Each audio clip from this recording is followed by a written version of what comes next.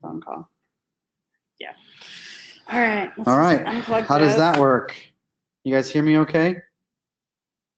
Okay. All right. So we were going to use one computer for sound and the other one for display, at least to start. That sound good? Yes. That sound good?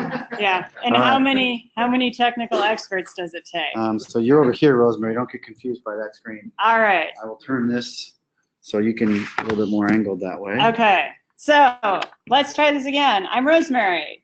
I host the meetings. I also manage and lead the FileMaker community online. And I have one bit of news that I think Eric and Rick are going to do, or not Eric and Rick, Eric and Vince. You guys want to come up and have a little conversation about this? So over the last several months, FileMaker has implemented a bunch of building security changes. Yes, and as part of that, we can no longer host meetings after hours. So the choices are, and I'll let these guys go into more detail, we can still meet in the auditorium. I can reserve this room either Thursday morning or Thursday afternoon. Or if you want to keep the Thursday evening time, it's on you guys to find another location to meet because we will not be able to host. So, and I'm going to, as speaking for these guys who are doing the West Coast tour right now, and as someone who has done the West Coast user group tour many, many times, to be nice to those speakers, I would strongly advocate for the Thursday afternoon time because it's really, really hard to do this presentation in the evening and then be in LA for a 10 o'clock meeting Friday morning. So doing that 2 o'clock in the afternoon lets people wrap up in Portland, get a good night's sleep, fly here not at the crack of dawn, do a meeting here, and then either have time to fly to LA that night and get a good night's sleep, or get a good night's sleep by going to bed really early and then taking the 6:30 flight to LA Friday morning. 6:20. 6:20. Yes. We just changed the LA meeting. Yeah. Yeah. Good luck with that. All right. So that's how we filter out the week. So with all that said, I'm going to let these guys lead a discussion and then turn it over to Jeremy and Todd. I don't know if we need a discussion, but just a show of hands, how many of you would be able to come to Thursday afternoon at 2? Okay. How many would not be able to make it? Okay. It'd be difficult for me, but I can probably make it. Yeah. Looks like that first non-voters. Yeah. Oh yeah, huh? Please vote. Well, they're not sure they're coming back either way, I guess. All right. And then if it was on a different day, what if it was on a Friday afternoon? Oh, then we'd have that conflict. But Yeah, so, it's Friday morning. Really, if you're going to stick with the West Coast tour, there's really only one place. It's either this time slot somewhere else or afternoon here. Yeah.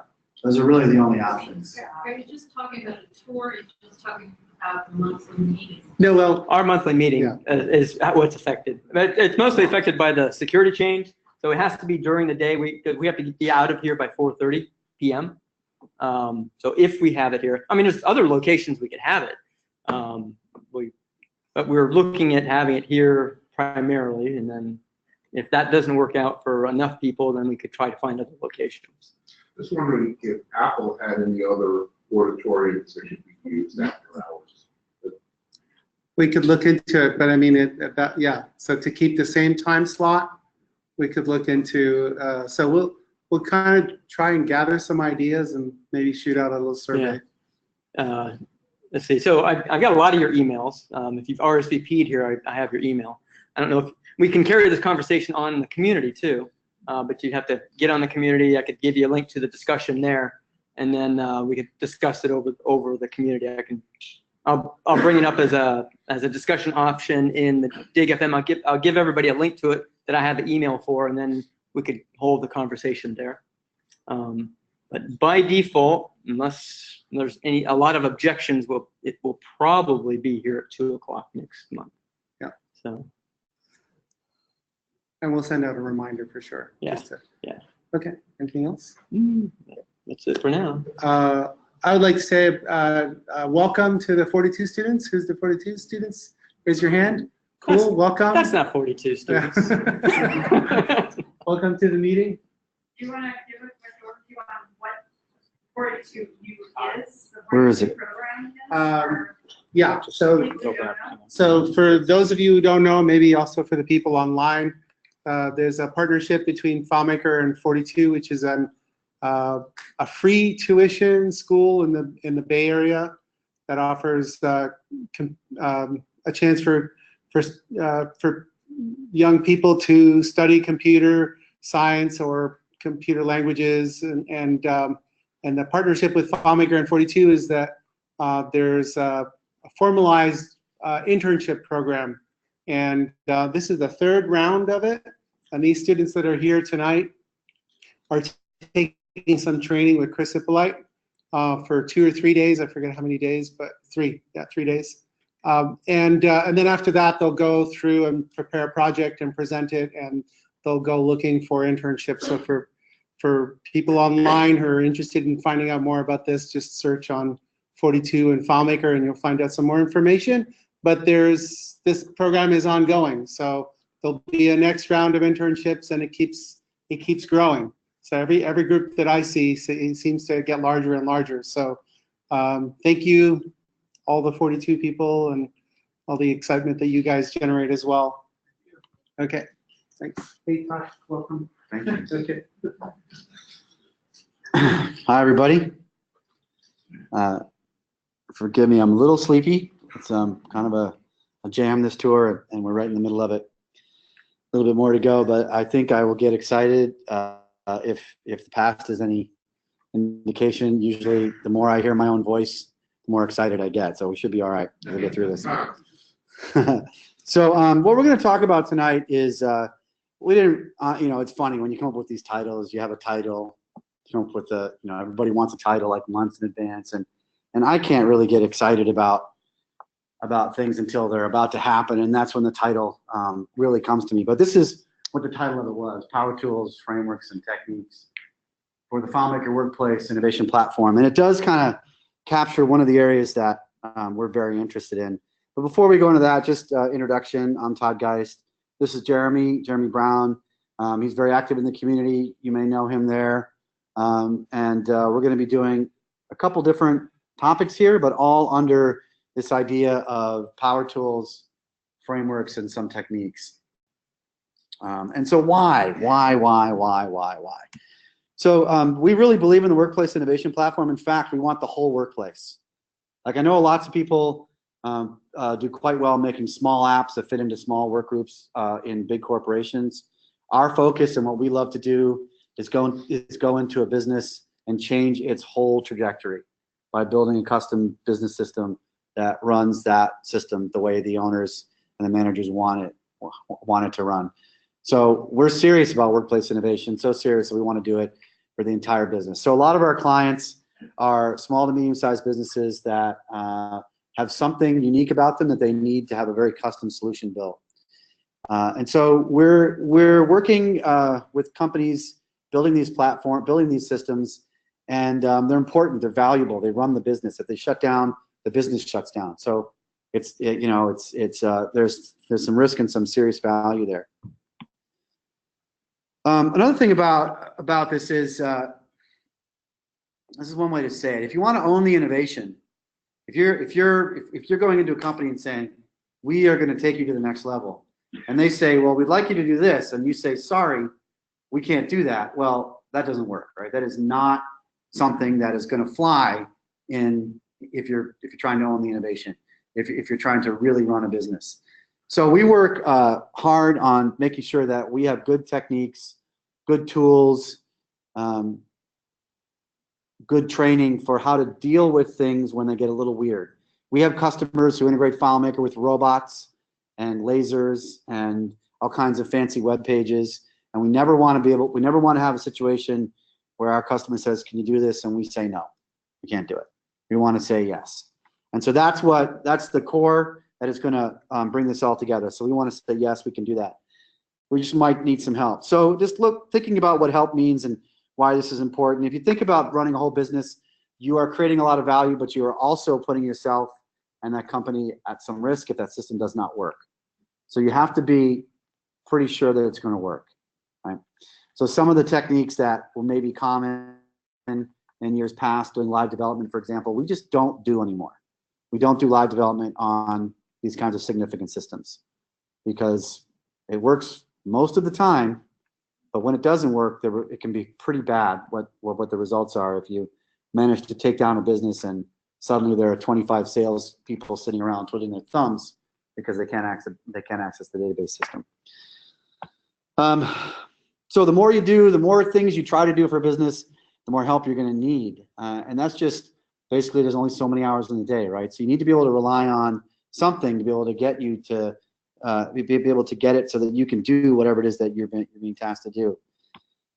But on the other hand, the more help you can get, the more things that you can integrate into your workflow, the more value you can create and the faster you can create it. And this is something that I don't think, for those of us, my first FileMaker system was about 1992. Things were a little slower back then, just didn't quite move at the same rate as they do now. And so now we really need to create value and we need to create it fast. So if we can incorporate other technologies, other tools, other ways of doing things into our workflow, then we can do this faster. So in the FileMaker world, what does help look like? What are these things that we can bring, that we can leverage to let us build faster, build bigger systems, more robust systems, and build them faster? So it starts with the Workplace Innovation Platform. I hope FileMaker doesn't fall out too much about what I did to the graphics here. I'm trying to make a point. For some reason, there's no FileMaker icon in the middle of that circle, which I think really belongs there. So I put it there.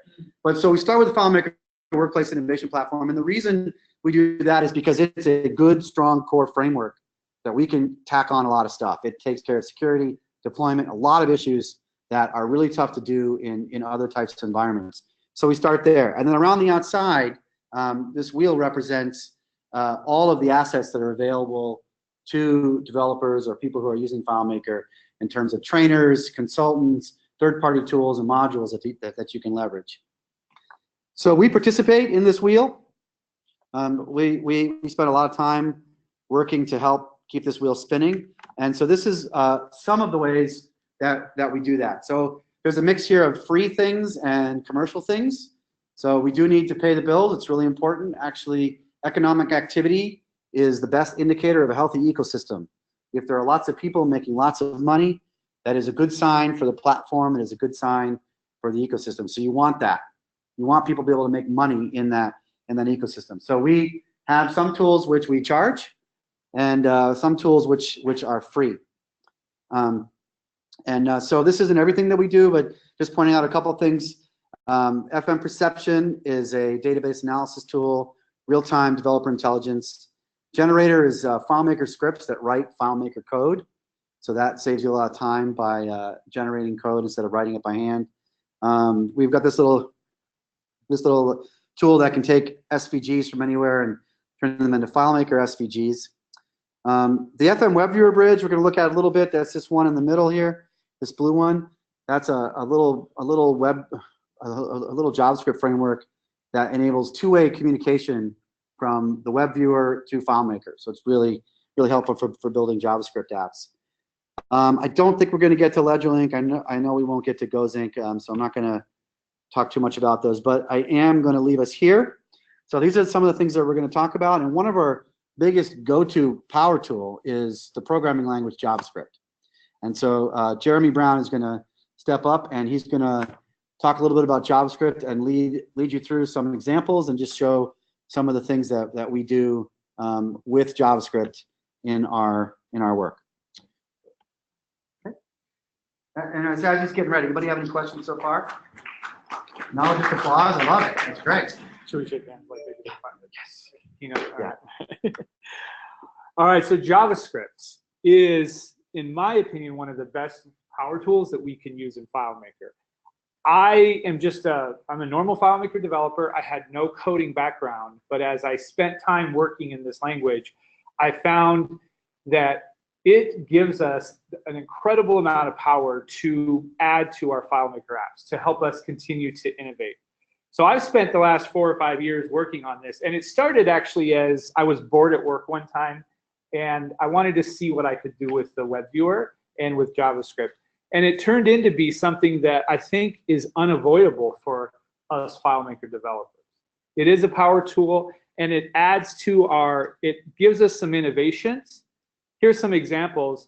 It gives us the ability to innovate in ways that we cannot yet do in FileMaker. Now, there's a lot of examples flying on this video here. We're going to look at some of these together and spend most of our time working with this. But it's very important to know that this is all in FileMaker. We're going to look at some of these in FileMaker, working with FileMaker data. The power of JavaScript is unlimited. It gives us the chance to do anything we want in FileMaker, and so it's important that we take some time to take a look at that. So here's a couple options. I passed out a USB, and if you want to open that up, we'll take a look at some of this stuff. All right, so there we go. So in my large file here, there's a lot of stuff. We're barely going to cover any of it tonight. I want to make sure, if you didn't get the USB, raise your hand, and Rosemary or Todd can help you grab it. Okay, here, I'll thank you, Todd. Want to go through some of this stuff here, just point out some stuff. We're going to take a look at this C3 charting folder in a bit, not do it right now, but we're going to take a look at this examples folder here. So I'll let everybody, what I'd like you to do actually is simply, while we're getting everybody passed out, I'd like you to just open up any of these and start playing with it and seeing what it can do. But remember these things. It's all FileMaker, it's all FileMaker data, and it's JavaScript. So I'd like you to just open these up and take a look and see what is in there. All right, I'll give you a couple seconds to do that on your own in this examples file, and then we'll come back and talk about them together.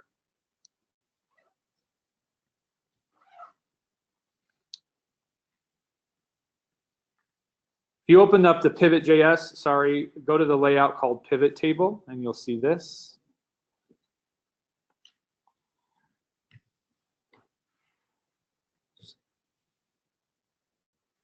All right. I am going to just let people kind of do their own thing for a second, and then we'll come back to it together.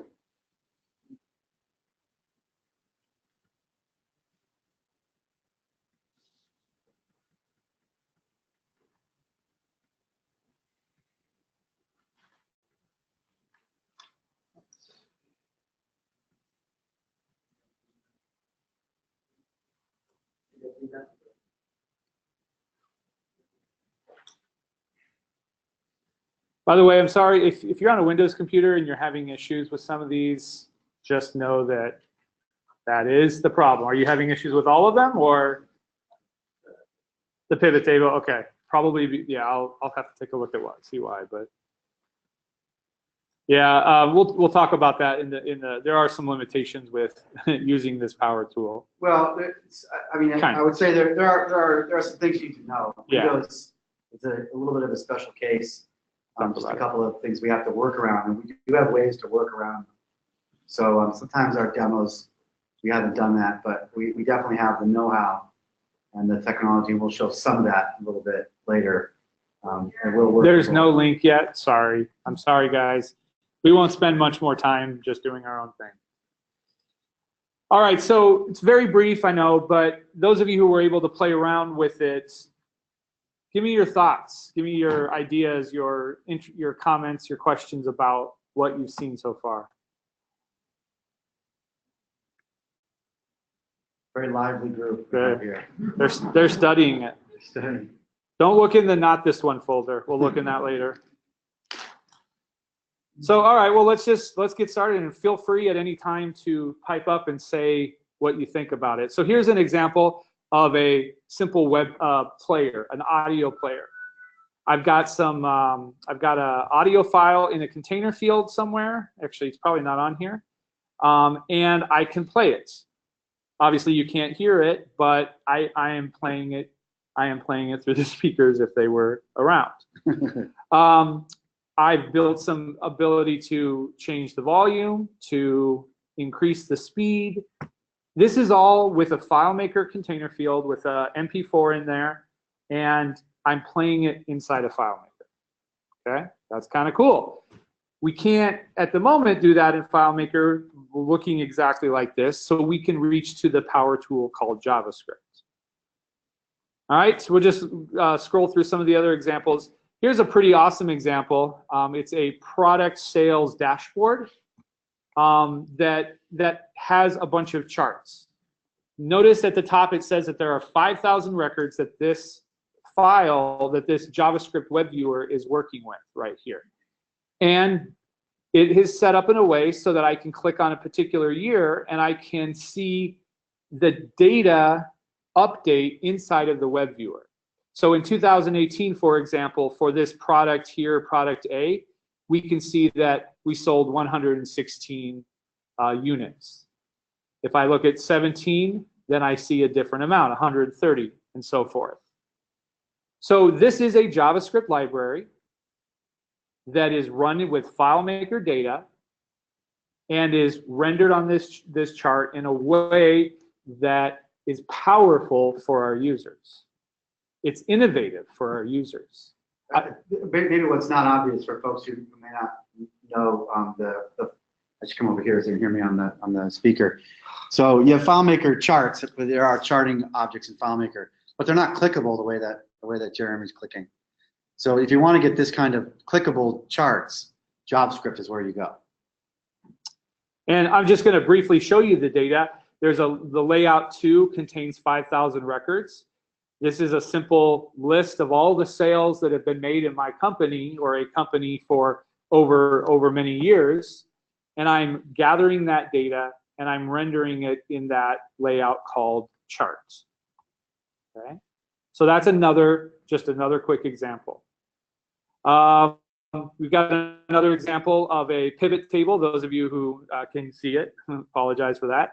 Again, let's look at the data. There are 480 records in here. I'm gathering them together and I'm displaying them in a library that will set it up as a pivot table. And I can do awesome things with this. I can say, all right, well, I'm sorting by year and then month, but maybe I want to switch that around. And so now I'm looking at each month, each year of each month. And with just a couple maneuverings of objects on the layout here on the screen, I can get a whole new set of data. I could change it from a table to a bar chart if I wanted to. And I can see it rendered visually. Maybe I don't want the type, maybe I want, there we go, that looks kind of cool. It's a sum of all of my sales for April of 2015. Oh, I'm grouping it by sales. Maybe I want to group it by units sold. So I can update the web viewer, the library to show that. This is innovative in FileMaker.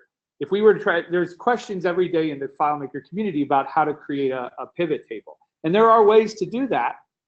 This gets at that power tool, power user, power innovation for a pivot chart, a pivot table. So there's a lot of stuff there that we can do with this. I haven't gotten into any of the building of this yet. We'll get into that in a bit, but I just want to look at examples. Then in my, there's something here called Promo Alley. Doesn't matter that popped up. This right here is just a quick example of building a multi-level portal or a grouped portal for a certain record. This is one record. It might be a client, or it might be I don't know, something here. It's one record, and then all of these down here are grouped in pieces of information. I can sort by columns. I can click on rows and do something in FileMaker. I've got a great amount of power here because I'm using a JavaScript library. All right. I'm going to open up, if you have any questions, please jump in. I'm going to open up this web viewer integrations because this is actually the beginning of where I started. And I know I was here about 1.5 years ago to talk about this, and we worked through this. But this is what started it for me as a fun project, and it turned out to be something that I feel is very, it's invaluable for us. If a client needs something that is best done by JavaScript, then we can turn to that power tool and work it out. So here's a couple other examples. There's a card flip right here we can take a look at. Just got a simple card flip that allows me to take FileMaker records, it looks like these are questions, and load it into a JavaScript library that produces a nicely formed card and a nicely formed interface. This correct button is not working, but it should make it disappear and then the card go away. Some other quick examples here. This is one of my favorites, this data map here. If my client wanted to know a collection of how many sales or something across the entire United States, I could turn to this library, innovate for them, and show it visually what's going on. In this case, it's FileMaker developers by state. I just made this up just to get some numbers in there. But this is actually FileMaker data. Notice I clicked on a state, and it opened up a FileMaker card window. So I could even change that right here, and then it will update the graph. This is a great, innovative way to use FileMaker using JavaScript. Let's do one or two more. Oh, one of my favorites is this photo album. Working with a photo album, there's my CSS is messed up there, but working with pictures and with JavaScript, I can throw my pictures into a JavaScript library, and I get this beautiful web-like. Well, it is web. It's not web-like. It is web.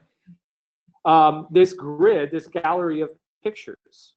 This would be so useful for certain clients. I can do some filtering.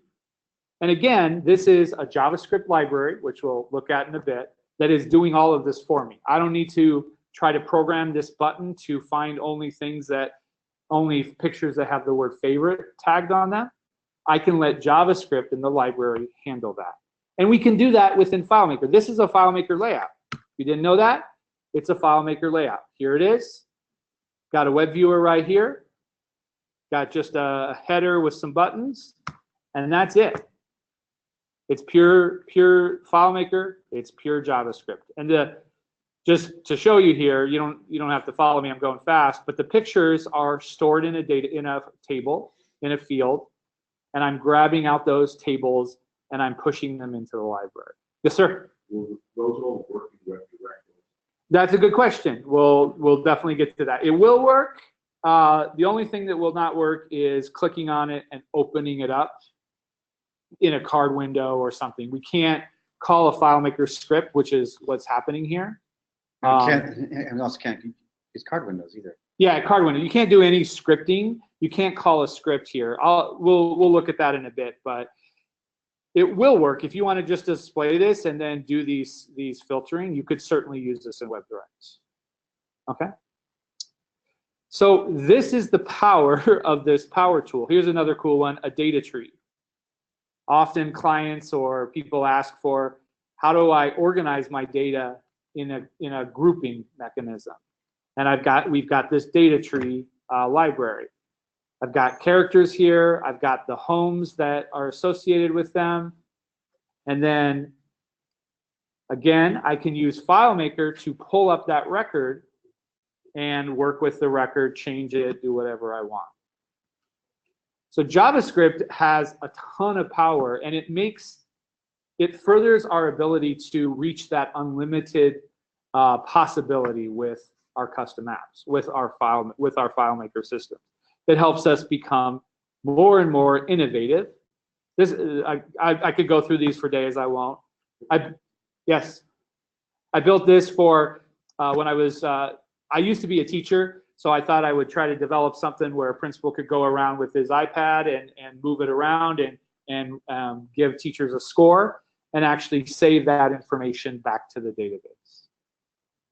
So JavaScript gives us an unlimited power. It is a tool. It is a power tool, and it's pretty unavoidable. One of these days, our clients are going to come to us and say, I want a slider. I want to be able to drag it with my finger or with my mouse. We can't say no. We've got to turn to a JavaScript library to help us out. It used to, I'll say this again, it used to be something that I thought was just fun and kind of a waste of time, but it's not. Knowing JavaScript, knowing how to work with these libraries is an essential part to how we can be innovative. Any thoughts or questions on just these samples here? Does it seem interesting to spend time on? Yeah? The 42U students, I know you're beginning in your FileMaker career. You don't have to wait any longer to learn how to do this. You don't have to wait till you're certified for 7 years to start doing this. If you know JavaScript or know anything about it, you can plug that into FileMaker immediately and become innovative with your, more innovative, sorry, with your systems. Yes, sir. Just curious, if you're doing something, whether it be like a different kind of portal or something else, how much longer does it take you to do it in this as opposed to native? Great question. Great question. Let's look at that charting mechanism, or the well, we're gonna do it together in just a minute. I want to bring up this photo album. Let's consider this photo album, creating this in FileMaker with scripts, right? So we would first have to somehow get all of these photos into this grid kind of thing. Well, let's just be real. You can't do that. You can't do that. Okay, you can't do that. Like, seriously, right? So the time is, there's no comparison because you can't do that, okay? Huh? You can do something similar to that, but not the same. Sure. The active sliding, yeah. That kind of thing you can't do. Yep. All right, so let's actually do that. If you're interested, we're going to work on one together, and we're going to get it done in a matter of minutes. We're going to build a chart for our customers that is innovative. That is, so in one of my files here, the pivot table opens up. This is a FileMaker chart object. It's serviceable. It'll work to display data, but there's not much more I can do with it. As Todd said, I can't click on it. I can't do any filtering. It's just right there. Okay, that's fine for a lot of reasons. I know many FileMaker developers who use this for internally or for their clients. But we can become more innovative by implementing a library. So let's go to the C3 folder. Do you mind if we work through this? I think we have time. Sure. Okay. Now, there's a lot of files in here. There's a lot of files in here. We're simply going to open up. Let me just open up the final version of this because I want you to see what we're going to build. We're basically going to build a chart that looks like this. We've got a hover capability here. In fact, I've got two charts that are reading from the same data. I could actually hover over the legend here and highlight that information. I can even click on one and have it disappear from the graph. Okay, so we're going to build this together. The way that I did this in this instance was I created a bunch of FileMaker fields in this charting table. And I set this up similar to how web developers set up, where I've got an HTML field versus compared to an HTML file. I've got a data field where we're going to put the data that we've gathered via a script. I've got a CSS field, and then I've got the JavaScript function libraries that sit in different fields. And again, this is similar to how web developers develop. The so that's what it looks like right here in this. And I'm giving away all of the secrets here, but that's because we're going to move fast. But we are going to do this. So there's my HTML field, which it actually contains a lot of placeholder text, and I'll show you that in a minute. In normal web development, they would just put a link to the style file right here instead of this placeholder text. Same for the JavaScript libraries. I've got a simple HTML element, a body with a couple divs in it that have IDs, a certain ID, and then another script field, placeholder. All of these placeholder text, pieces of text, are substituted out by this calculation fields that takes what the libraries, the text, the code that's in each of these fields, and replaces the placeholder text with that text. I said that really backwards, but that's how it is. Okay, so let's go for this. Let's see if we can build this. We could probably do it in a couple minutes. We're going to start with the start file, which just contains summary data. Okay, are y'all with me? You're welcome to watch, but if you want to follow along, you can. So what I want to do is I want to graph this data. I want to graph any type of fruit, any type of product for any type of year. So maybe I want to find the bananas that were sold in the year 2011, and I want to graph that on a chart. Okay, so I'm going to set up my data, just have that ready. The way that I'm going to do this is simply import all of this record. There's one record in this final file, and we're going to import that. Actually, we're not going to import that one, sorry. We're going to import a file setup that I have. So I'm going to, let's see here, let me just get to it. Import, and what I want to do is I want to import from the C3 setup file that I've got. Okay, because I preloaded this little FileMaker file with all of the right data that we are going to need, all of the right text fields. And I'm going to simply import that into a new table.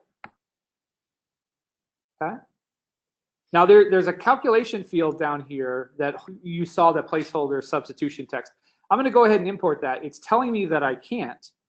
And that's true because I can't import calculated data into another field or into another calculated field. But I could. But what FileMaker will do is it will actually import the code, the calculation from that field into this new field.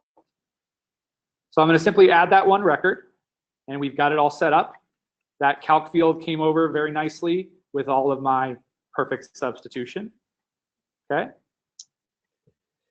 Then I am simply going to, let's see here. Oh, I'm going to go ahead and create a quick setup file. And what I'm going to do is open up that C3 setup file. And I'm simply going to copy this entire tab object here and paste it over into this one.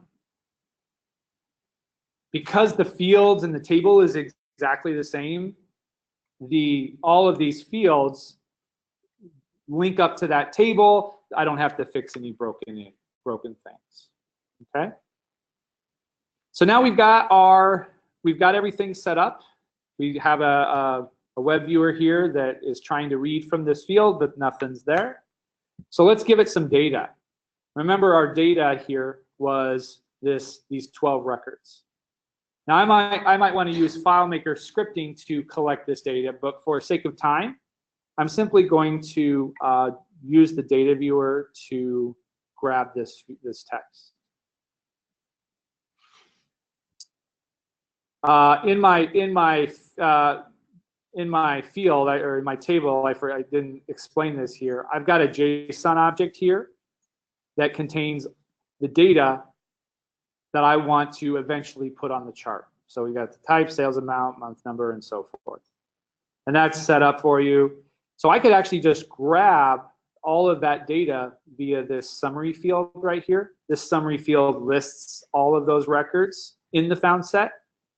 And I can just grab that and plop that into my chart. So I'm going to do list of JSON.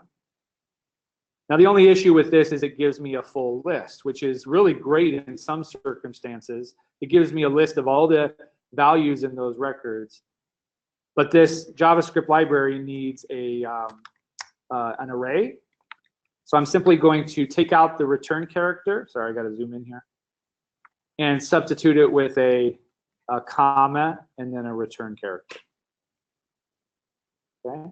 Oh, that's interesting. The zoom isn't happening on the GoToMeeting. I don't know. Sorry, guys. All right, I'm gonna grab that data, push it into the data fields, okay?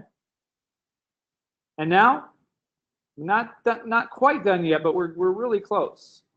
Notice right here in this JS function field is basically a JavaScript function that calls something in a library, the C3 library, to generate the record. I don't know what this function does. I don't really care about it. All I care about it are the options that I put into it. So here are all the options, and I'm going to put some in. First of all, I want to let the chart know that the data is right here in this data field. And then I want to tell it to put across the x-axis the month fields, or the month key in the JSON object. Yes?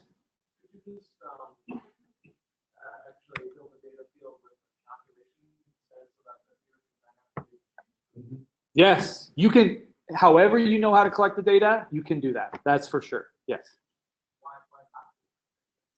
Performance issues. If you're reading in this, if it's in this table and your data is in another table, you're going to have an unstored calc, and the more data you're trying to collect, the slower it's going to render. Every single time, yep. Every single time you show this graph, it's going to try to do the calc. I would say there's also sometimes you want to gather data from many different places. That's one of the advantages of doing things this way, is that you don't necessarily have to do something based on one table. You can pull data from a whole bunch of places and construct a JSON array. However you construct that array, as long as it's valid, it will work. So sometimes a calc will work. Sometimes you're going to script through it. Sometimes you're going to use summary functions. Any of those methods will work. It just depends on the situation.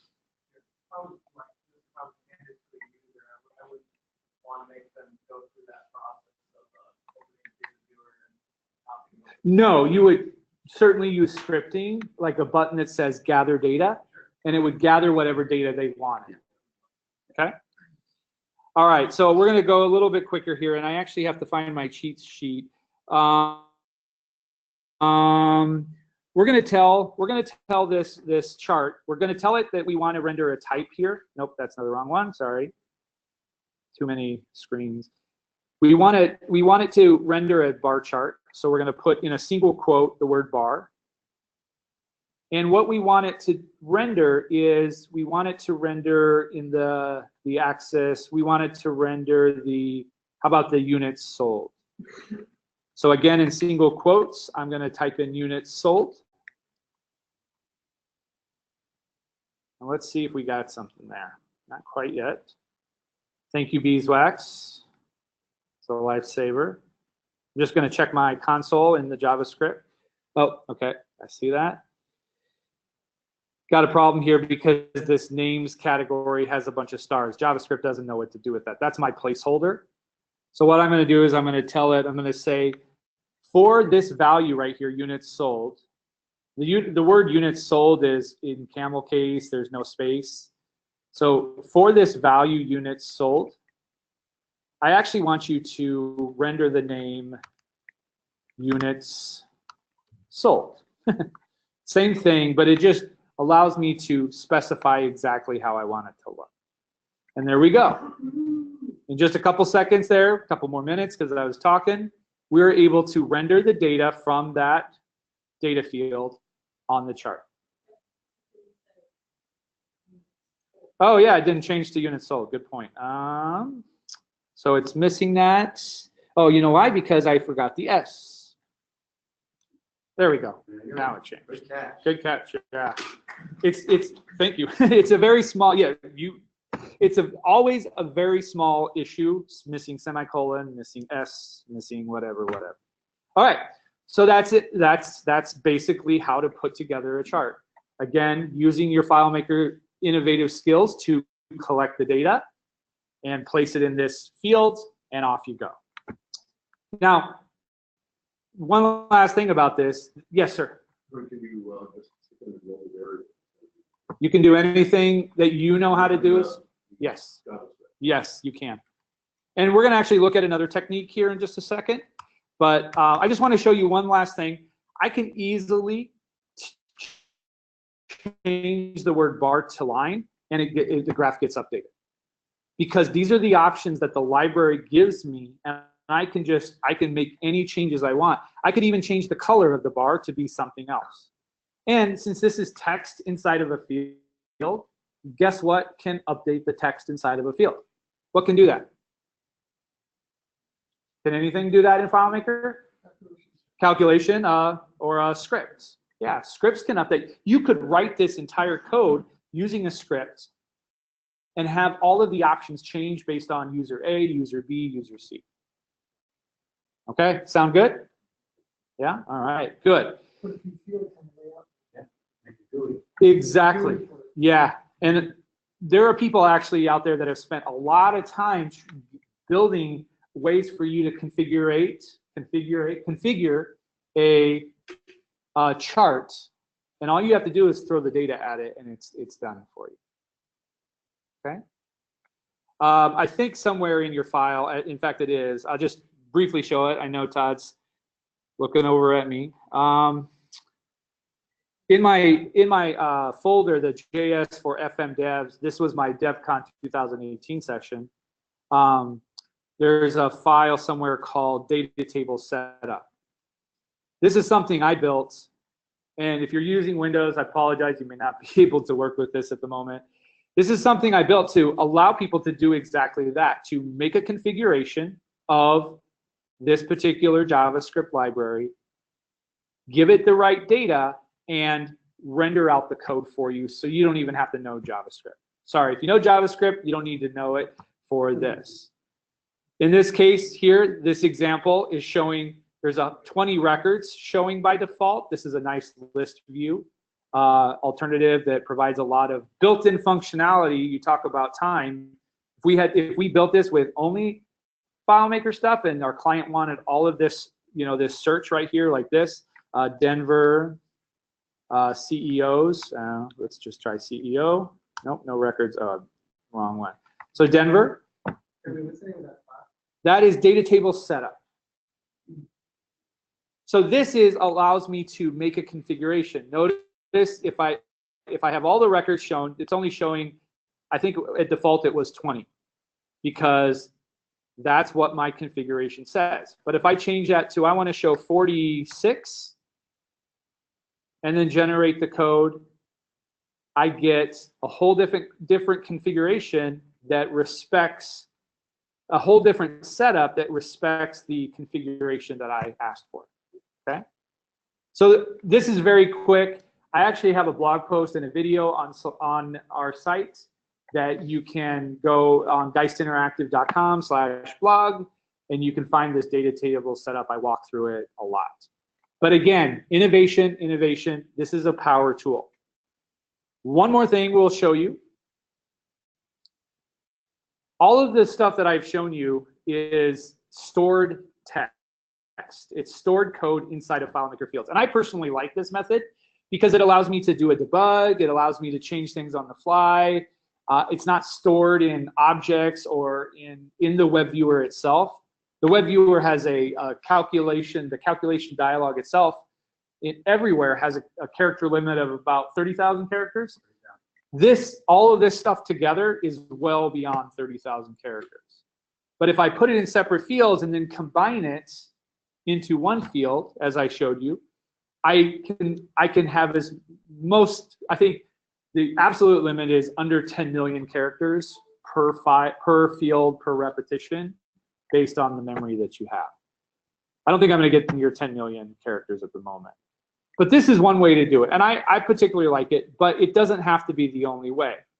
There is a problem, just one little problem with this, and I'm sure you noticed it, but if I go in here, let's do something here. Let's open up a new window. Watch this over here.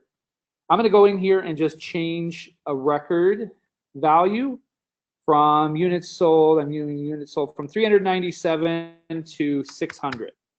Okay, watch what happens to the graph. I click out. What did you see? It flashed. That drives people nuts. If the data underneath the JavaScript, underneath the library that's rendering changes, in this configuration, in this method, we're going to get a flash. And it can be really annoying for people. Okay? But we have a way to handle that. And I would say it isn't just also annoying. It's that you may have something going on in that window and you don't want to redraw the whole screen. Yeah. Like you may have moved things around in there. You may have, you're in the middle of doing something and you want to change, you want to make something happen. You don't want the whole screen to redraw. You'd start over. You would throw away everything and start back to the beginning. So with this method, which is the way a lot of FileMaker people approach, and it's certainly a little bit easier to understand, you just load everything in at the beginning, and that's it. You can't really change anything underneath there without causing the whole thing to redraw and start over. So we have another method that gets around that. all right, let's look at it. In that folder, not this one. Now you can open this one. Okay. And I'm going to go through this quick, so you may just want to watch, but this is something we have called the Web Viewer Bridge. And it's a great piece of technology that connects my FileMaker data with a JavaScript library and takes care of those problems for us. When we change the data under the hood, we don't see a big flash of the screen. When we move things around, we don't lose our state of all the web viewers, like the reconfiguration, how we move things around. So here's, in essence, what it does. And I know Todd's going to help me clarify this. In a text field, at the moment, I simply have my entire HTML document. I've got links to the code, the CDNs, all of the libraries. I'm not actually storing anything in here, like jQuery and the data tables, for example. But I do have a simple JavaScript, couple of simple JavaScripts, a simple JavaScript script that you'll see what happens in a minute. So here it all is. And what I'm going to do is I'm going to load this library, this simple file. And what I did right there is I took this code, I threw it out to a global or a temporary file location, and I loaded it back into the web viewer. Okay. So it's really just the same as serving it off any web server. Yep. It's really no difference. And what's able to do this is our version of it called the Web Viewer Bridge. Many other people have had similar ideas and have kind of worked through. We've all worked through this idea together. But what this allows me to do is I'm going to, again, I've got this nice view of the records. If I add a row, I do not want this whole thing to refresh. So I can do that by typing in. I'll just put AAAA, so it makes sure it goes clear to the top. And if I add that row, I can add it to FileMaker, but then, that didn't work because, let's try it again. Well, there it is. But the cool part is, okay, let's try it again. A, B, B, B, B, there we go. I don't know. So if I click on that, it immediately adds it to the row. There's no refreshing of the screen. In fact, my sort is still saved in the library. One thing that may not be obvious is the black border at the top. Notice the web viewer is only the part that's outlined in blue. So that button at the top, yep, is a FileMaker script, FileMaker button. It opened a FileMaker popover where you enter the data. That data was gathered up and passed to the web viewer without causing the whole thing to reload. So you can think of it almost like if you're a web developer, like an AJAX call, except it's being pushed down, coming from the server. The server bit of data coming into the web app. So yeah. So I am using a FileMaker script to tell this data tables library to add a row by calling a function in here in the JavaScript called add row. Might want to scroll there. There we go. So here's my function that grabs, FileMaker sends to our web viewer bridge all of the parameters, and I'll show you that in a minute.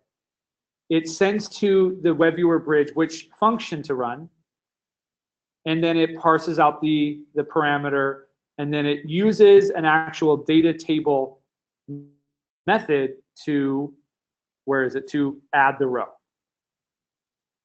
Yeah, so that is basically another way to say that is that this library enables you to call a JavaScript function from the host FileMaker application. that make sense? So any function that you define, you can call from JavaScript by calling a script. Here's what it looks like. I've got this FileMaker script called add row, very unique. I've got a variable that I've set called options, and I've created a JSON object with one row is the function with the name of that function inside the JavaScript. And then here's my parameter as an object. And then I can use the WebViewer Bridges technology and this particular script to pass this information up to the data tables library and perform, and that script in particular, and run that function with that parameter. Okay. Yeah. You guys already know how to do this. Who did- Yeah. No, you guys wrote a blog post that was pretty key to this whole thing. So just go ahead. Yeah, it's not. It's not. It's just that we wrote a library that encapsulates all of the sort of weirdness stuff that you get in FileMaker, both calling in and out. But he actually, so I don't know, it wasn't exactly what he did, but one of the his key insight around on hash change is what we use. Okay. So we're passing in a JSON object that describes what function to call and what parameters to give it using the on hash change event. So. But the cool thing is we don't need to know about that as No, you developers. don't. Yeah, you just need to know. You just need to know how to construct a JSON object. You call that script on the web viewer, and it will execute the function.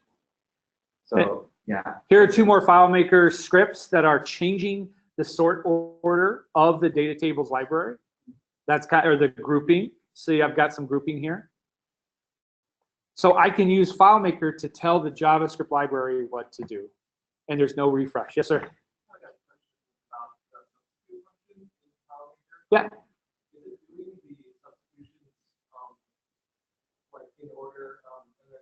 Yeah. Inside out.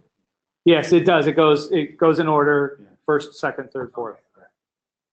Okay, so this is the power of JavaScript. We had a few minutes to talk through it. At Geist Interactive, we have a lot of blog posts about it.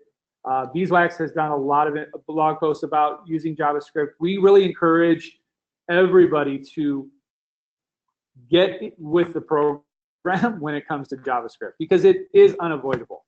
We're going to have to do something that requires JavaScript. You give me a couple of Yeah. Can you bring up the WebViewer bridge and GitHub? Yeah, okay. Find it. So we published this as a GitHub project. It's available to unpackaged CDN.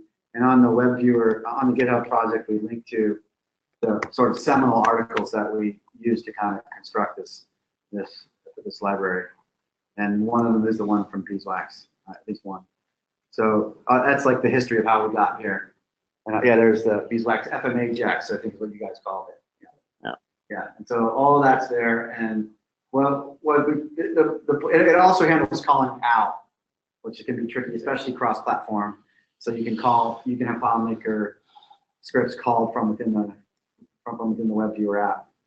So that's the main thing. And the other thing is, do you have GoDraw on there? I do. Oh yeah, sorry. I'll open GoDraw and then we'll take a break. So GoDraw is one of our products that we have developed based on this technology. So take a look at it. Just bring up a copy of it. So in GoDraw, in FileMaker, we can actually do some drawing. We open it up. We're given a pretty familiar canvas to work with. And we can make drawings. We can do anything we want to this drawing. I can add another square. I can, group objects together. I could do a bunch of stuff. And then I can save this back to FileMaker. And it turns into a container field picture. So can you pop it open again? Yep. Real quick? So just to point out a couple of things, so again, the black border around it is all FileMaker. And so the inside the black border is the WebViewer. So all the buttons that do all the controlling of the drawing app itself, choosing tools, adding objects, all that stuff, that's all FileMaker. So anybody can go in and remove the buttons they don't want, change what they do, and without having to know anything about how the JavaScript library works. So for people who are maybe doing some JavaScript work, That project is developed using what would be the same workflow that any professional JavaScripter would be doing today. So that's written in a code editor. We use VS Code mostly. Source code is all tracked in GitHub, and because the WebViewer bridge library has a couple of the nice little features in it, you really only have to worry about testing it after you're all done in FileMaker. So you can write the whole thing as though you're writing a normal web app, and then package it for FileMaker near the end. So that makes sense? So we should. Would you guys usually take a break at all? Yeah. I think a break would be good. What do you guys think? Yeah, and we'll come back and do a couple more things. Yeah. Question. Yeah.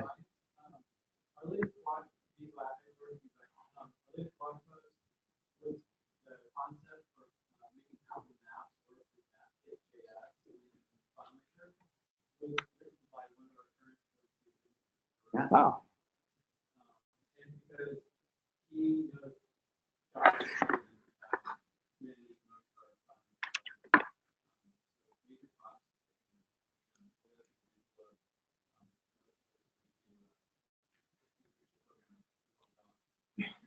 All right, let's take a quick break, and then I'll switch to my computer, right?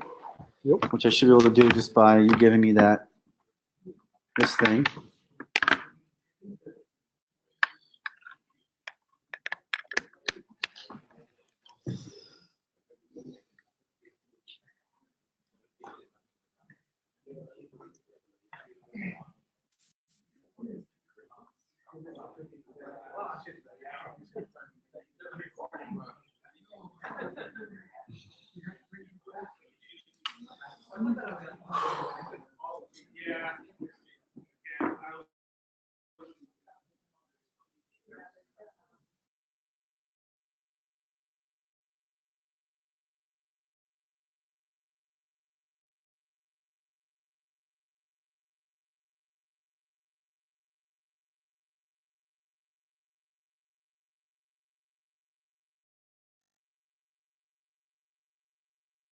I am unmuted. Can you guys hear me out there in the wild, wide west? I see green bars. We should be good. Yep. Looks like we lost a couple people. It's getting late. Only the kids, yeah. It's past my bedtime, so I'm ready to go to sleep. Okay, so I'm going to try to run through the rest of this. I'm going to move through some of the stuff really fast and dive into our newest tool, which I think is really, really cool. So let me just continue the presentation where I left off, moving through this stuff. So let's go play this out. All right, so I want to talk briefly about Carbon and just sort of, we just did a big webinar on it, and you can watch the video on that. But just to kind of flesh out where we're headed and why we're doing the things we're doing. So Carbon is for building ambitious apps. It's not for simple apps. It's for, again, running businesses. It's the core of a significant application. So therefore, it's going to include a lot of advanced techniques. It's not going to be something that a beginner would want to start learning FileMaker on. It's something that somebody who's more advanced or wants to learn really advanced techniques can tear apart. It's free, and it's available on GitHub, and it's what we use to start all of our projects and what we use as the core of our business, of our in-house business system. And so one of the things I want to point out here, which I think is really different than how things were a few years ago, but maybe also the same. I think Vince was around for Billy Bass and FileMaker in the Center. You remember? Remember back Rich Colombre, like 2001, 2002. So this was back a long time ago in the FileMaker world. There was this idea of FileMaker at the center, and it was the center of larger organizations where they were accessing data from many older big iron database engines. So, you know, your whatever it was, your big SQL backends. And so Rich had some success in using FileMaker as sort of the hub, reaching out to all these disparate sources and making something that made sense to the people who wanted to use that data. So we take a similar approach, but now instead of it being large databases, it's now applications. So we integrate with QuickBooks Online. We do not build an accounting system in FileMaker. We integrate with QuickBooks Online. So all of these are examples of applications that we integrate with on a daily basis. And And they all they all talk to Carbon, and Carbon talks to them in one way or another. And there's some interesting things that happen when you start doing this, and it starts to uncover some things which we're trying to encode into the DNA of Carbon and how it works. But let me just give you a quick example. If you send an invoice from your FileMaker system to QuickBooks, that's great. It's awesome. End of the month comes along, the accountant goes in, closes the books for the previous month. You go into your FileMaker database, open up an old invoice, edit it, want to change it, want to save it to QuickBooks because that is the source of truth for invoices because they only matter in your accounting system. And guess what? You can't update it because the books are closed. And so the FileMaker system cannot overwrite the QuickBooks data because it has been locked. And so it's safe, that's right. And so what that tells you is that for invoices and for accounting data, QuickBooks is the source of truth and not FileMaker. And that was kind of like a slap in the face for me when I first realized that, because I really want to be the source of truth, right? But really, the reality is today that this is the world we live in. The applications that we want to integrate with and that our customers want to integrate with often are the source of truth for facts about the things that we may be working with. Another example is Autopilot, which is our marketing automation tool that we use. Some of you, if you haven't already gotten emails from there, you will soon. The fact of whether or not you are subscribed or unsubscribed, which is a law that we have to deal with, right? If you have unsubscribed from our email, we cannot send you email. Where is that tracked? It can only be tracked in our marketing automation system because that is the only place where you can unsubscribe from something. So the fact about you in our system being unsubscribed exists in Autopilot. Yet we want to see some representation of that in Carbon. And so these are just a smattering of things that come up when you start to develop these larger systems that are integrated with lots of different things out there. So what is Carbon, just real briefly? Its core is a CRM, pre-integrated with QBO. It's got support for database transactions, testing. We've got a nice standard for FM docs. We also do a lot of code generation. So it's one of these advanced power tools that we use as sort of the starting point of everything that we do. It is free, and you can download it, play with it, tear it apart, learn from it, use it, expand on it, build on it. We don't care. We are encouraging people to take a look at it and to play around with it. Here's some links to it. You can just go to our website and search for Carbon. You'll find all the links for it there. But I encourage you to take a look. Before I move on from that, any questions on that? Yeah. Can you show us something about it? Well, if I showed you something about it, then I can't show you the other thing I want to show you. So I'm going to encourage you to go take a look at it and download it and play with it yourself. It's an advanced business system. So invoices, customers, CRM functionality, all that stuff. Actually, you will see some of the things. You'll see the files, but we're not going to open them. You'll see some of the things we can do with it. So we talked a little bit earlier about we don't like to develop on live systems. We like to develop on dev systems. So we have a separate copy of the solution. We do all of our development there, and at a regular interval or when necessary, we move the files from development to production and do the data imports that are required for that. Is that a familiar process to folks out there? Anybody who's supported customers remotely? You've done this. We got a great break from FileMaker. This is exactly the sort of thing they should be doing, which is provide these low-level foundational things in the Workplace Innovation Platform that let us build on top of it to do more things. And that was the FM data migrator tool. And it is a command line tool which allows you to do data imports really, really fast. And that's great. But here's the deal. If you use that and encourage people to at least play around with it, the command line tool, and just get a feel for how it works, what you basically have to do if you're going to migrate your solution from, say, a dev server on my right side to a production server on my left, and I'm in the middle of my laptop, I got to pull down the clones from development down to my desktop or somewhere where I have the FM data migrator. I got to pull down the data from my production server. I then have to use the data migrator to write some command line code to make the data migrator do the data migration, and then I have to put the files back up on the production server, and then I got to turn them back on, right? So a lot of manual processes there, right? Some of those can be automated pretty easily by having a nice FileMaker file that can handle some of that stuff.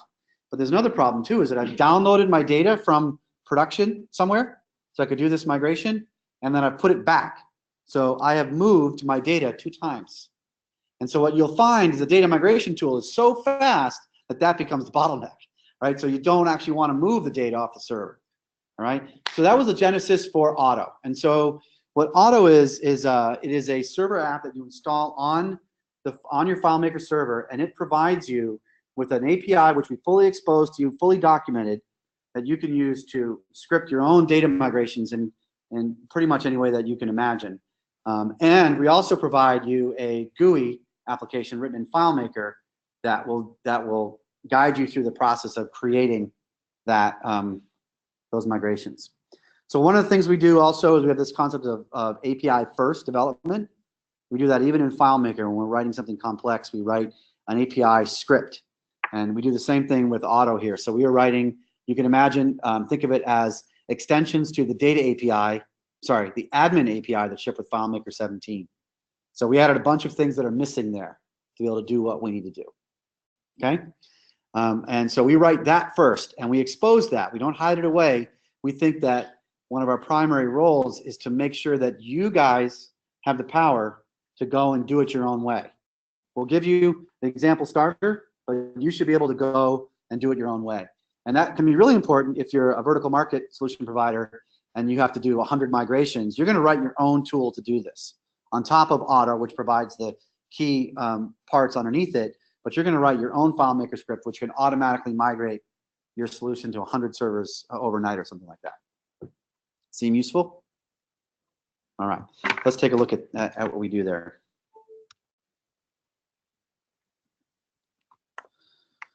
All right, so yes, we'll deny that for now. All right, so the first thing I'm going to do actually is we're just going to install it because it's so fast, and I want to make sure that people see how this works. So this is an installer. It's this, by the way, again, this application is written in, guess what, JavaScript. So there's a JavaScript Node.js-based server that we have compiled into a single executable and bundled into a installer, which is code signed for Mac and Windows. It means you don't get any warnings when you install it or anything like that.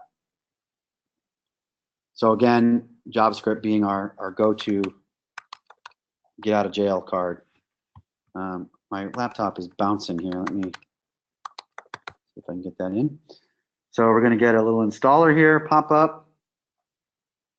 And this is going to install like FileMaker server as a background application. It's called a service on Mac OS.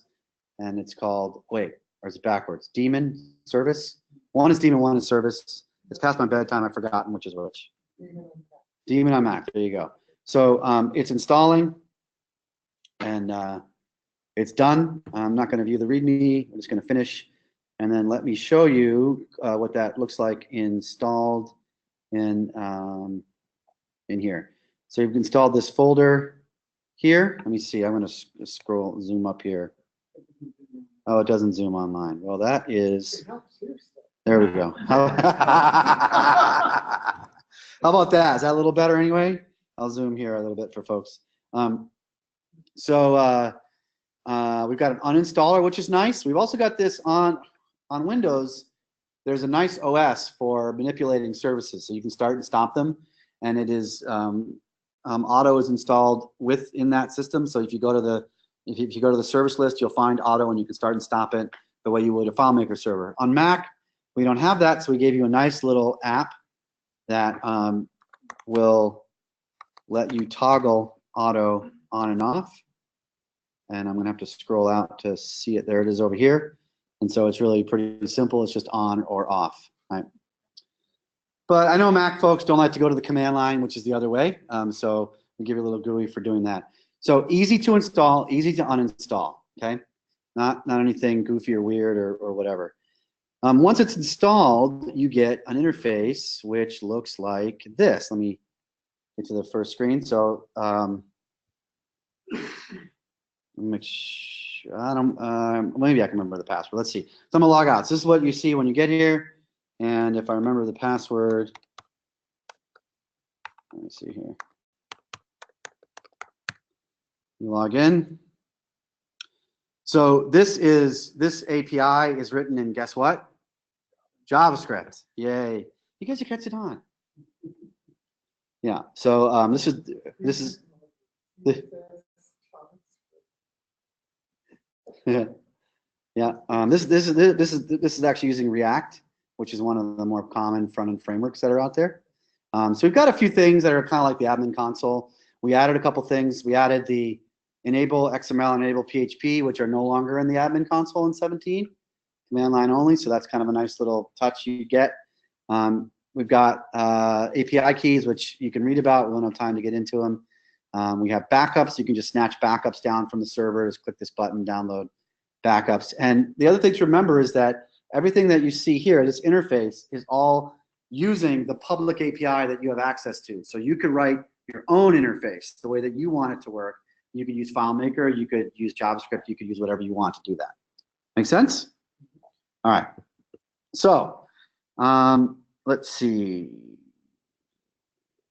Other thing about backups, schedules. You can also turn off that pesky enabled by default schedule, which does not turn off in the admin console. So we just kind of added a few things that make your life a little easier. A lot of the stuff like these things and the extra config, the API keys, and that stuff is actually free. It does not require a license. So you can still get some benefit from just installing this without even having to pay anything. We do ask you for money when we get to migrations, which I'm going to start next. All right, so Auto Migrator. So this is a FileMaker file that we ship along with it, which is, again, a GUI for doing migrations that uses the public API that you could use without this. You've got a simple FileMaker file with records. We call them projects, but you know, if you're a development shop with a bunch, yes. Where does it cut off? That'd be good to know.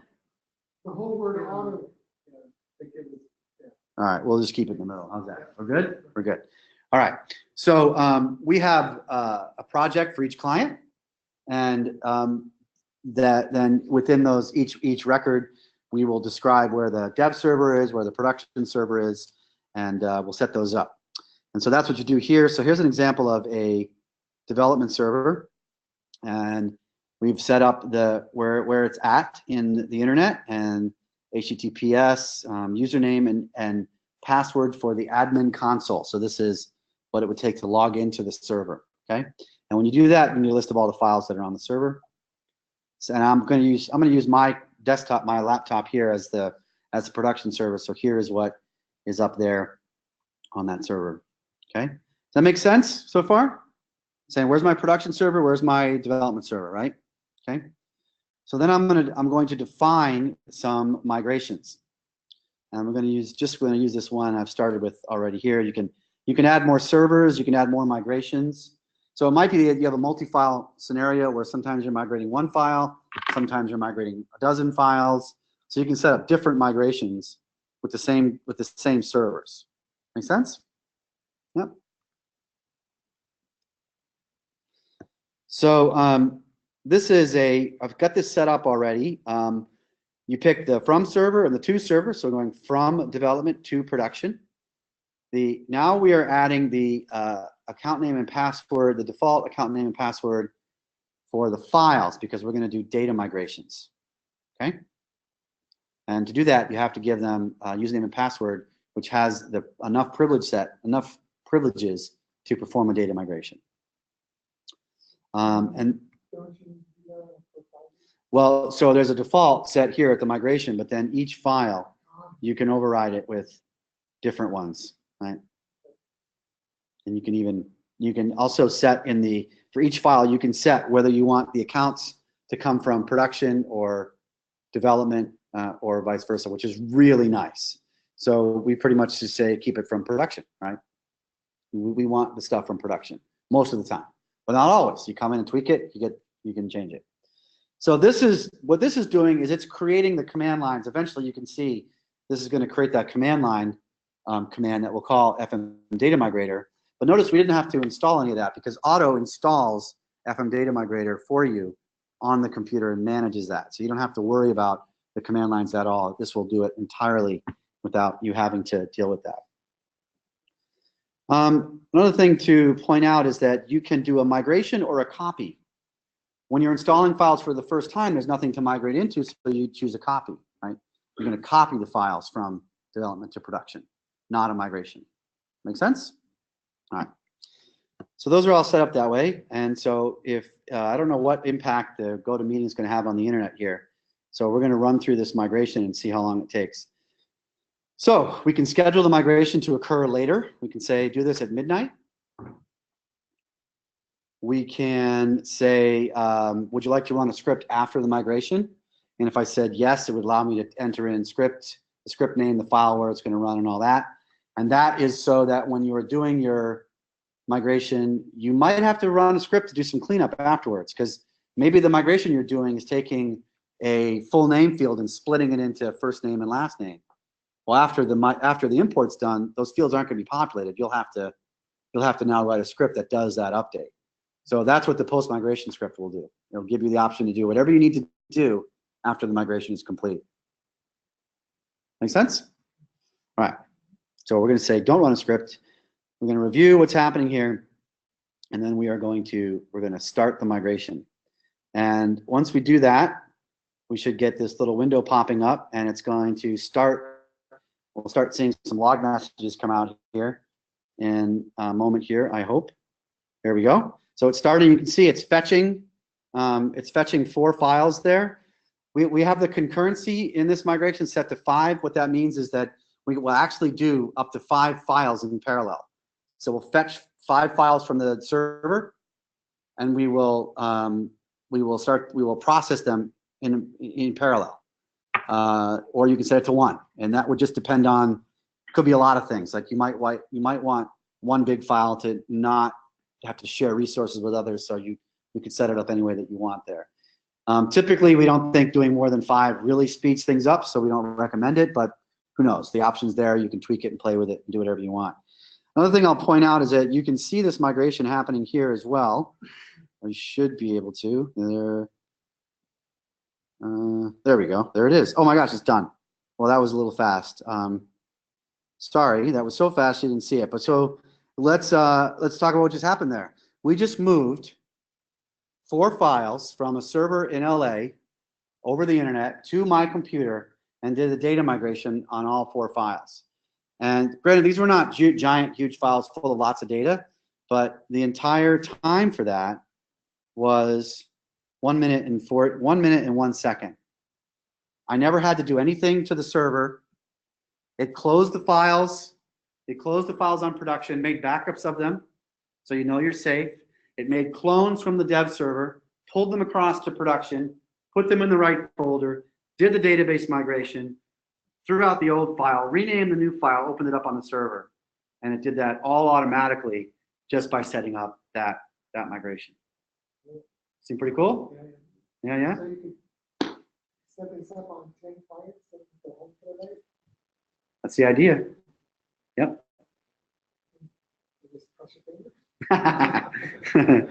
I mean, this has been a game changer for us. So our biggest client is somewhere around 57 files, an old system that's been around for years and years, and it's big. And I think it takes 30 minutes. It's our biggest one, 30 minutes. Who here has done imports over a weekend? Because it takes, 24 hours to do an import, right? Yeah. Our biggest one is 30 minutes. Most of our clients are well under 5 minutes. It's down to the point that we can actually migrate over lunch break and without any problems at all. So we've done 2-3 migrations in a day for a client. Big game changer. Obviously the bigger the file, the slower, but not that much. Because why? Because we never move the data. The data stays on production. So we're pulling clones over. They're pretty small. So the more files, definitely it's, more things it has to do. And of course the data migration itself, the bigger the file, the more longer it's going to take, but it's not that slow. Even with a lot of files, it just doesn't take that much or a lot of data. Yes, so Otto has, Oh, those, so yes, I can show them to you here. So if you go into applications and we go into, no, sorry, I need to go to FileMaker server. So we set up a special auto backup folder, and here are, that's October 2nd. So here they are right here. Today, these are the ones, 8:45. Okay, so, Boom, backed up all those. so your control panel on the left there, Mm-hmm. that shows FileMaker backups, not auto backups. Well, they're the same. They're basically the same. We just moved them. There's not really a difference. Yeah. Yeah. Yeah. So we got some more work to do there, to be honest. I think we can do. So you can see this folder. You're going to download. If you did that, you're going to download this entire auto folder, right, which we don't want to do. Right. So we're going to add a full file browser here so that you could do that. We also want to do restore. Right. We want to be able to restore from that backup. Oh, yeah. Oh yes, so it does actually. It disappears so fast, but you can look at history and you can look at the info and yes, you would see in the FMS admin commands that are being called in that console, closing files, opening files, that kind of thing. So yeah, you'd see that. You'd see files opening. You know, the same thing you'd see if you're opening, closing files. So we're doing all that.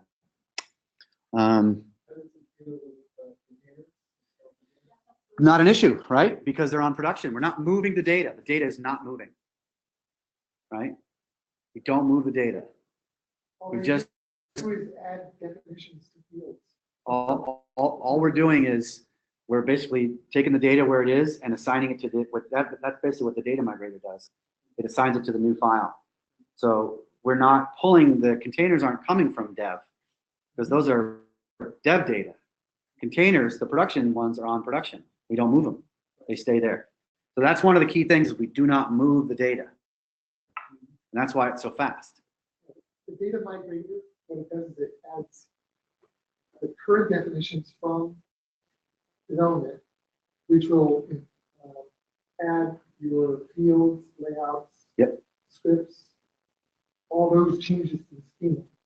It adds those definition changes to the files that you want to be in production. So you're saying, when you say clone, you mean clone that. Yes, when you pull, because that's the only way the data migrator works. The FM data migrator requires a clone, and in fact, it requires a clone that has not been opened. So even if you open the file and close it, it will say no.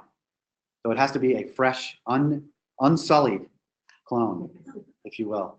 So again, that's why it's so great to have it automated, right? So you don't screw it up and open it by mistake and have to go do another one.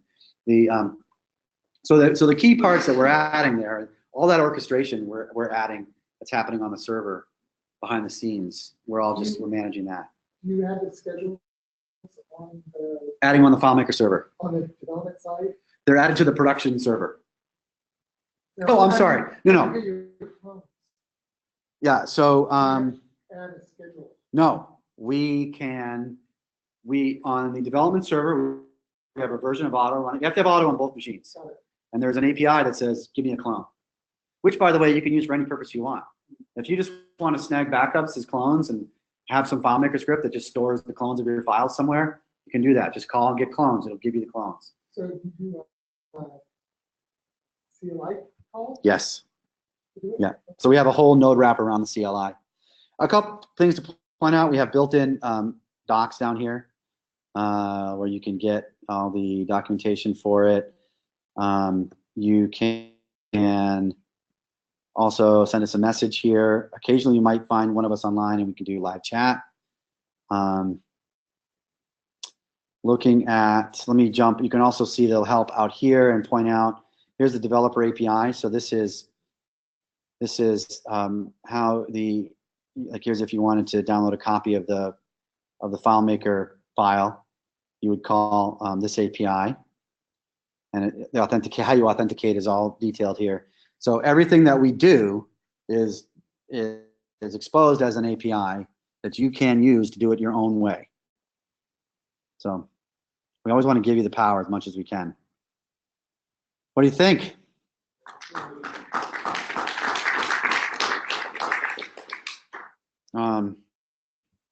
Any questions on that? So it basically means that if I'm developing, I can be developing on a dev server Yeah. as opposed to just dev files on my laptop, right? Yes, you're using a server here. Although we think that there might be a way around that at some point. So, Yeah, sorry. So the question was, if you want to do this development and production type of thing, that means that you need to use a server for development and a server for production. And the answer is currently yes. We also think it's not so bad, since the most common license sold today, or at least the one that is most often seen when you land on the licensing page of FileMaker, is 3 servers. So it's likely that you have multiple servers now. But we do foresee a time when it doesn't necessarily have to be, where these files that we're grabbing could just be local on the file system too. There's no reason why they don't have to be there. We just wanted this to be our first use case. Yeah. Does the development and production server have to be different servers? We still have not tested whether it could be the same. It could be another folder, and by the way, you can change the file names as they come down, which is very useful if you're doing SaaS and you have files of different names on the, multiple customers on one server. You can rename them. You can say, give me the file called contacts, and then call it, GI contacts on the production side. So in theory, we could do that, but we just haven't tested it. It might just work, because Otto doesn't really care. Like, it's just talking HTTP and web stuff. It doesn't care if it's the same server. It might just work, but we have not tested it. No, the links would work if you. No, but you can use variable file references now. So there are ways to deal with that. So yeah. Yes. Question on the line from Lily. Yes. Does Otto use FileMaker installed Node instance? No, it does not. So the question is, does Otto use the version of Node that's installed by FileMaker server? And the answer is no. We decided to install our own version, which is the current shipping version 10 dot whatever it is.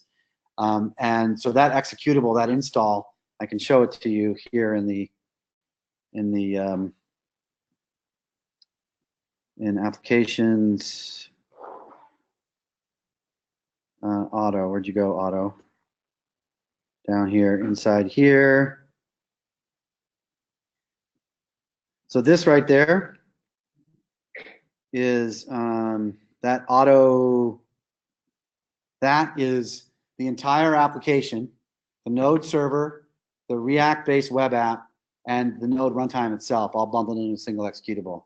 We do one for Mac and one for Windows. So we don't have to worry about what's installed. We can use our own. Make sense? When you migrate, how does it deal with people who are still connected? Kicks them off. Mm-hmm. It'll give them a certain amount of time, and then it will boot them out. Yeah, yeah.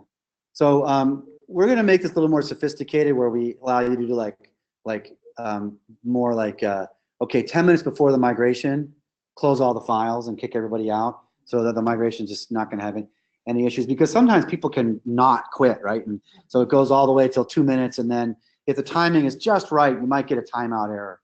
So typically we still like to do them when there's not a lot of activity. That's the one issue, really the only issue we have. We have to boot everybody out to do this, but so you do have to do that.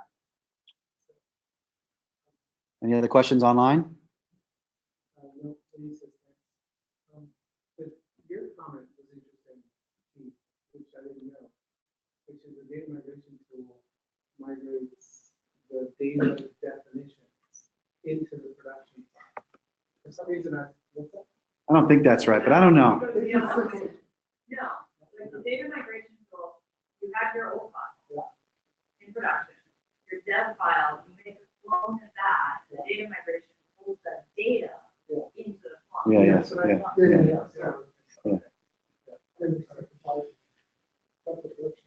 Okay.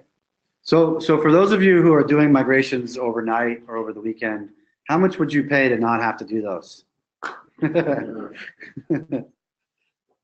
So I just want to show you the pricing real quick on this. So this is our pricing. We have a 3-server pack for $400 a year. That basically lines up with the FileMaker license, gives you 3 servers. If you have a bunch of customers, you can do 10 for $800, or for 25 servers, you can do $1,600 a year. For people who have more than that, we have vertical market pricing. You can just contact us and we can set up a price for you to do that. What do you think? Does it seem like a good deal? All right, well, I'm going to make it a little sweeter for you. 20% off with that discount. How many people use FM Perception here? Few? So FM Perception, I would recommend that if you haven't used FM Perception, you check it out and you use this code on it, because it'll change your development life. It is an essential tool. We wouldn't develop FileMaker systems without it really anymore. It's just been a great concept. So at least try it out, give it a shot, see what you think, and you can use this code on that. You can use it on Otto. You could use it on any of the products in our store, and it's good for like a month, and you can use it as many times as you want. So go to town, have fun, party. Anything else? Yes. Slightly off topic. Okay. Are you running Mojave on your? I am. Are you running Mojave on any FileMaker code? This one. How is it?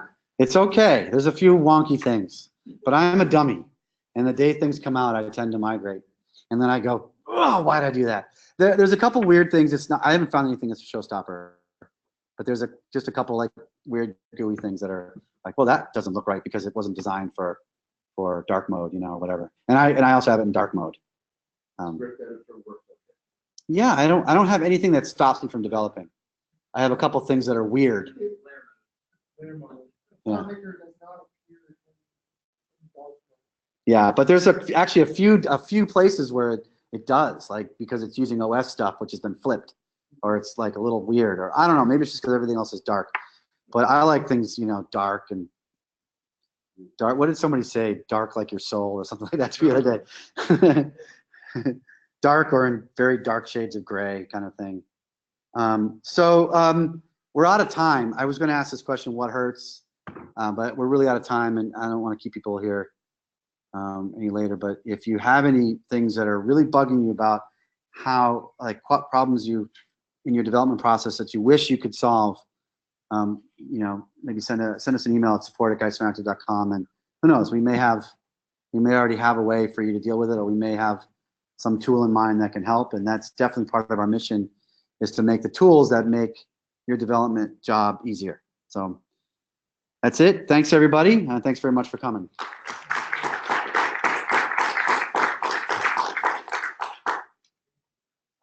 Yeah.